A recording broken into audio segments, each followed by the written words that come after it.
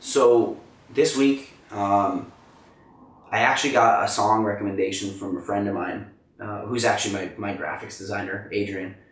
And as I was listening to it, like what it was saying to me, and after the first video released where my lifting partner Preston had told me that I had said something to him in the video that he'd never heard anyone else place like that before, about you have to want it and do it for yourself. And as I was listening to this song, this like piece of it kind of spoke to me where, and I don't want to plagiarize the song of the band, so the song is called Walls and the band is called The Color Morale. And it was basically talking about the walls that we place on ourselves when it comes to the outside world and not wanting to step out. And I had a lot of different competitors this week and really this last couple months kind of say to me, like, you know, I want to win and I want to do this for me. And then a couple weeks down the road, something would come up that would make them stop.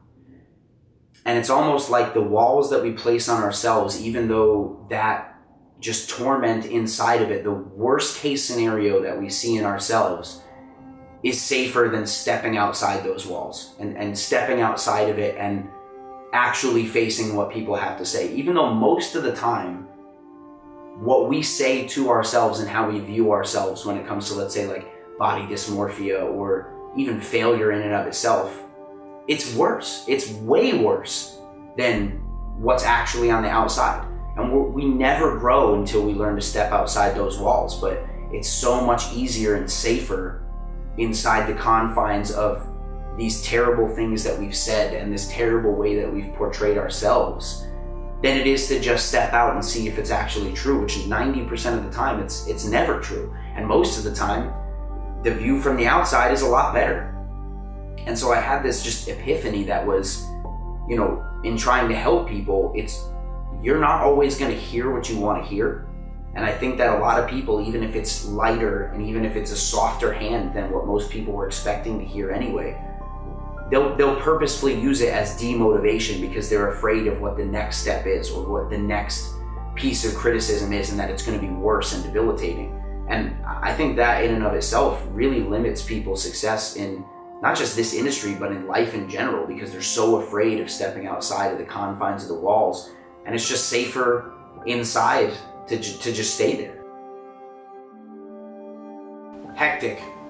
And I actually get this question a lot where people say, you know, like, oh, I'm really busy, or, you know, oh, a lot of stuff came up this week. And don't get me wrong, I mean, you know, a family member gets sick, you know, it's abrupt and you need to help them. Your family, your friends, your personal life, and all of that stuff is super important. But this week, you know, I went to get in contact with my mother, and for one reason or another, she just was unavailable. And your mind just does these mental gymnastics of like the worst possible thing that you can imagine happening to them. And so, you know, even her just being away from the computer for a couple of days kind of made me nervous. And so I really was in kind of dire straits on the inside, trying to wonder if I was going to get my military humanitarian release. And I did. They approved it after they had seen a letter from her doctor saying that she needed my assistance. And at first I was happy because I was like, oh good, I can be there. And then it was followed by a couple of days of just absolute terror, where I now have, you know, 5-6 months worth of out processing from the military to do in 60 days. I have to prep for European Championships in October, prep for the Olympia in November. I do my personal training and my contest prep for all my, you know, my clients. I have to ship my household goods in my car, take care of my wife, spend time with my family. My brother's wedding is in October, and you know, it got me thinking. It's not necessarily that I feel that I'm any better or any, you know, that these things are any easier to handle for me. I just think people underestimate themselves, because I would say I'm more inept when dealing with those things, like those stressors. I get very tired, I procrastinate, I'm absolutely terrible about deadlines.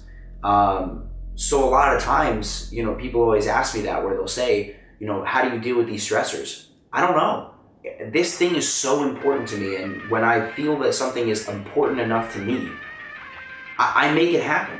And I'll be the first to say that it's not everything in my life that I can say that I've done that with, but if you say to somebody online, in a video, in a conversation, or you say to your coach, I'll do anything for this. This is my dream. I'll do anything to get this. There's only one thing you have to do, and that's just fucking do it. And so when people say, I got really busy and I just want this more than anything, but maybe it's just not going to work out, then I guess you wanted a couple of things more than you wanted this. Don't tell somebody that you wanted it more than you wanted anything when you chose something else. That's basically like saying there's monetary value at the bottom of this lake and air at the top. And I want that air more than anything in the world, but I swim toward the treasure at the bottom. Okay, then you wanted that more than you wanted the air. You made your choice. So make your choice, but own it. Be real about it. Just own whatever choice you want, even if you decide that it wasn't that. Be real about it and own the fact that you wanted something else more. And with me opening Battleground Fitness in the States in a couple months, and me competing in the Olympia and European Championship, and me running my own business and getting out, I don't want anything more in my life than to do this with my wife than I've wanted anything ever. And so I can honestly say that I want this more than anything.